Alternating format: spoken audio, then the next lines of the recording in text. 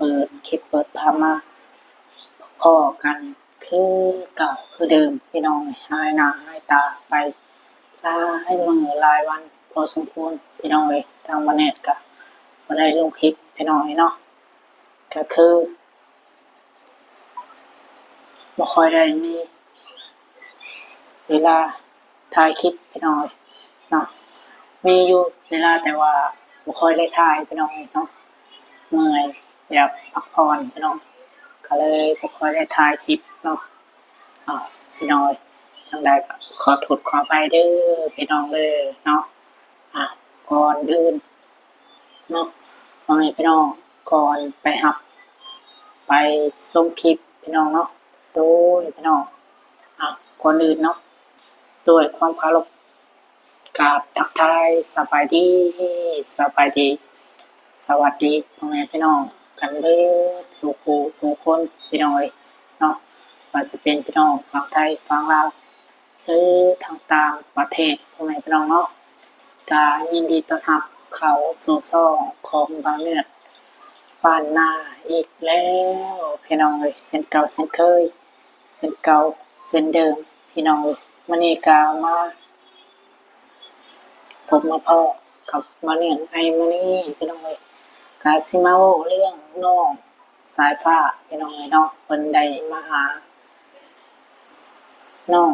วิวแล้วก็น้องตันมาพ้อกันครั้งแรกพี่น้องเพิ่นรู้สึกแบบเขินๆพี่น้องบ่ได้เบิ่งเด้อโอ้น่าความน่ารักของน้องๆเพิ่นพี่น้องเนาะก็ได้เบิ่งได้คลิปของอ้ายผู้นึงพี่น้องเนาะก็คือชื่อจังใดก็เดี๋ยววันนี้สิขออนุญาตให้บาวบี้ชาแนลพี่น้องเนาะก็คือ IB อะไรพี่น้องเพราะนั่นก็เป็น FC ของเพิ่นอะไรเนาะก็คือติดตามเพิ่นมาตั้งแต่โดนแหละพี่น้องตั้งแต่เพิ่นเริ่มตั้งช่องใหม่พี่น้องเลยเพิ่นก็ได้เบิ่งได้ชมในคลิปของอ้ายเพิ่นพี่น้องเนาะเพิ่นก็ถ่ายเป็นการเป็นชายช่วยเหลือคือกันพี่น้องเนาะอันนี้ได้เบิ่งแล้วก็โอ้ความน่ารักของน้องๆเพิ่นพี่น้องเนาะมาพ้อกันครั้งแรกว่าซั่นซะเนาะวันนี้ก็ได้ลงได้เอาคลิปของน้องเพิ่นมานำเสนอโดดนั่นแหละพี่น้องเนาะเนื่องจากที่ว่ามีผู้หลักผู้ใหญ่เพิ่นซอยเฮ็ดเรือนเฮ็ดชานให้น้องเพิ่นจนแล้ววันนี้ก็อยากปล่อยวางเลยพี่น้องเนาะก็บ่ค่อยได้เอามานำเสนอพี่น้องเนาะวันนี้ก็เลยเห็น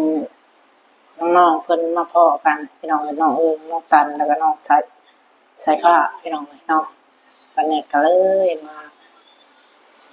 นำเสนอให้กับพ่อแม่พี่น้องได้เบิ่งได้ชมนำกันพี่น้องมื้อนี้ก็ได้เนาะก่อนอื่นพี่น้อง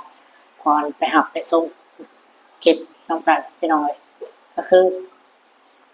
ตอนนี้เนาะน้องน้องตันเพิ่นก็คือว่าเฮ็ดเรือนแล้วพี่น้องก็มีผู้หลักผู้ใหญ่เพิ่นสมทบชดเชยเรือนเฮ็ดชานแล้วพี่น้องเนาะแต่ก็ยังบ่นั่นปานใดพี่น้องเนาะ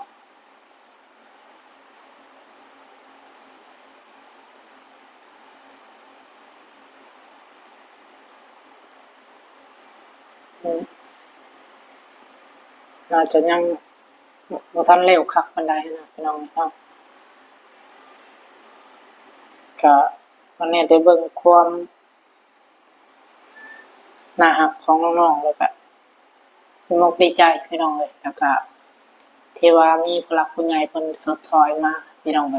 จนว่าเฮ็ดเรือนเฮ็ดชานให้น้องสายฟ้ากับน้องบุญทวีจนแล้วพี่น้องเนาะก็ขอบอกขอบใจหลายๆขอบคุณหลายๆพี่น้องเนาะที่ว่าความเห็นสนใจของน้องๆพี่น้องเนาะ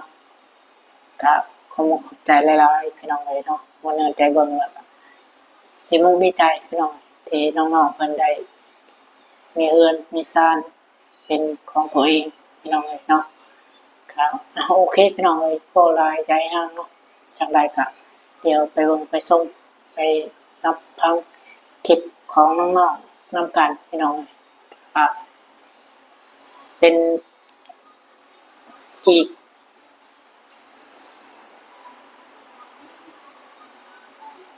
ครอบครัวหนึ่งไปสันจ้ะพี่น้องเนาะ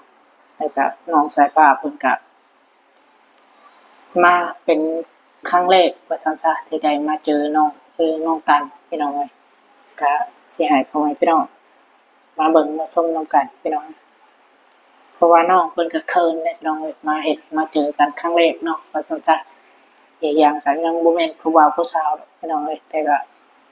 ทางทีมงานสายบุญเพิ่นก็โปรยออกน้องเพิ่นนะน้องเพิ่นก็เลยเคินพี่น้องเอ้ยเนาะเคินแบบว่าตื่นตันพี่น้องเนาะดิแบบเจอกันครั้งแรกนะพี่น้องเอ้ยเนาะเห็นหน้าเห็นตากันครั้งแรกเนาะอีกอย่างข้างน้องเพิ่นก็ยังไม่เคยเจอกันพี่น้องเลยเนาะก็เจอเป็นครั้งแรกสั้นๆจังไรก็เดี๋ยวไปเบิ่งไปชมนำกันพี่น้องเลยเนาะเออพี่น้องสบายดีไหมล่ะไว้สบายดีโดยพอดีเลยเนาะพร้อมเพียงเฮียงหนากันเลย อยู่กับใครล่ะชุมเจ้าอยู่2 คนพ่อแม่ไปไสมื้อนี้พ่อแม่อยู่บ้านฮู้บ่นี่ไผชื่อเพิ่นชื่อแนวใดนะคนดังบ่โอ้คนดังไสฟ้าฮู้บ่นี่เอื้อยหยังหึ บ่เออบ่ไสฟ้าฮะอ้าวเฮ้ยสิเขินบ่เขินแล้วบ่พอดีว่าบาวบี้พาเพิ่นมาดินน้ำนี่แหละทางบุญทวีทางพ่อสร้างแม่สร้างไปพี่น้อยก็เลยว่าพามาเปิดหูเปิดตาเนี่ยอยู่เฮือนหลายก็สิเป็นโรคซึมเศร้าเลยเออมาแล้วบ่ใส่ผ้าเจ้าฮู้บ่ว่าซุมเมื่อยชื่อหยังจักปีเลยล่ะเจ้าน้องตักใส่โอ้สำคัญกับใส่ผ้ามีแต่ผู้นี้ใหญ่เนาะคือมื้อหน้าแล้วไอ้บี้ดูว่าไปว่าสิซื้อน้ำมาให้พวกเจ้านั่นล่ะเนาะแต่งเสื้อผ้าเราเป็นคนอ่านคลิปแต่งเสื้อผ้าเป็นคนอ่านเด้อบ่ได้บ่ได้แหละให้บี้พี่น้องเลยเนาะก็น้องเพิ่นก็อยู่แต่ในเฮือนพี่น้องเลยเนาะอยู่แต่ในเฮือนพี่น้องก็ทีมงานเพิ่นสายบุญเพิ่นก็เลยแบบว่าออกพาน้องเพิ่นมาเปิดหูเปิดตาพี่น้องเพราะว่าน้องเพิ่นก็อยู่คนเดียวนะพี่น้องค่ำกลางคืนมาก็นอนคนเดียวนะเนาะแต่น้องบุญทวีเพิ่นก็มาเฮ็ดเวียกเฮ็ดงานกับพ่อสร้างพี่น้องพ่อสร้างที่ว่าเฮ็ดเฮือนให้น้องบุญทวีน้องสายผ้าเลยพี่น้องเนาะไปเบิ่งกันต่อพี่น้องทีนี้เอากล้องขึ้นจังหน่อยพี่น้องมันต่ำโพดขอโทษขออภัยพี่น้องอ่านเด้อบ่ได้บ่ได้เลยให้ไอ้บี้ให้ยางเมื่อโลดมื้อนี้จอดลงอยู่บ้านด้วยแหละจอดลงอยู่บ้านนะแดดยางเมื่อเด้อได้เดี๋ยวก่อนเลยบ่ได้แล้วนี่ให้มาบุญทวีพอดีว่านั่นเพิ่นพี่น้องบอบบี้ได้ว่ากับมึงน้องเพิ่นว่าสิซื้อปึ้มมาให้เพิ่นก็เลยว่ามื้อนี้ได้มาเลยก็เลยว่าเอามาให้ทางน้องอึ่งน้องตันคล้ายๆแบบซื้อให้สายฟ้าแหละประมาณนี้พี่น้องมีบิ๊กมีซอนำเอามาเฮียนตั้งใจเฮียนเด้อล่ะเด้อเอาไอ้บี้ซื้อให้เจ้า2 คนโดยซอนี่ล่ะปืดมึงด้วยล่ะปึ้มมานะให้เสื้อผ้าด้วยเป็นคนเสื้อผ้าเพิ่นอ่านได้อยู่ให้เสื้อผ้าเป็นคนพาอ่านเด้อโอ้ยเริ่มต้นก่อนเริ่มต้นเลยเอาเสื้อผ้าเข้าใจดังๆดิเฮ้ยไม่ได้เลย เจ้าก็ช่วยงัวเจ้าก็ได้แอบตายเลย สงสัยเคินนายนะสิเคินนี่ยังเนาะล่ะเนาะ จ้านุ่งตัวเด็กตัวจ้านุ่งโมเบล น้องวัดเคินพี่น้องเนาะเพราะว่าเจอกันครั้งแรกก็สนจ้ะพี่น้องเลยเนาะ โอลี่โอลี่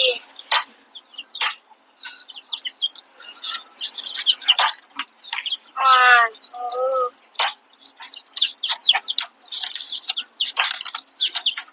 เพื่อน เดินล่ะในนี่พวกเจ้าจับเบิ่งดูในนี่มันสิมีมีแต่กอไก่ฮอดฮอดห้องเฮือนเด้อล่ะเด้อเดี๋ยวก็สิมีสระใช้เจ้าลองเจ้าได้แล้วเนาะตัวกอไก่ฮอดเฮือนสระได้บ่ล่ะ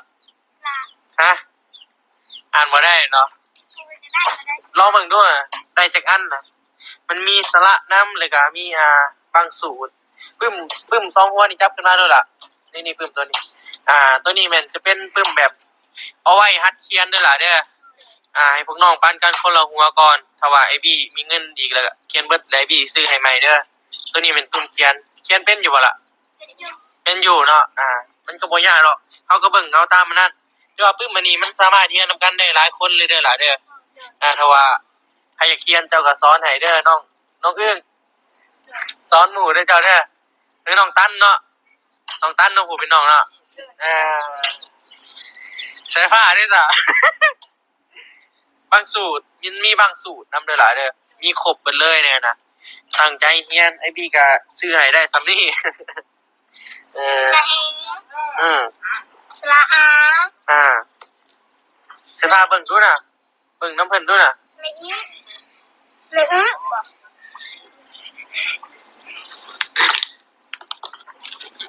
ได้บ่เห็นเสื้อผ้าได้อ่านเสื้อผ้าเราอ่านเป็นอยู่ ฮะเป็นยังเลย ละอู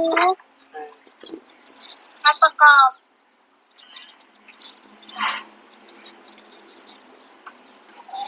แตะ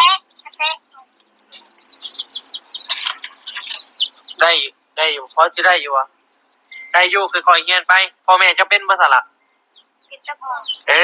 อ พ่อสอนกันเลยเด้อบ่ยากดอกอันนี้นะ มาแต่นี้ มาแม่มาเรียนเราดูบางสูตรนะ น่าก่อนได้ อ่า 2 2 1 2 2 4 2 3 6 2 4 8 2 5 10 2 6 2 2 7 14 2 8 16 2 9 18 2 10เป็น20 3 3 1 3 3 2 6 3 3 9 3 4 12 3 5 15 3 6 18 3 7 21 38 24 39 37 30 30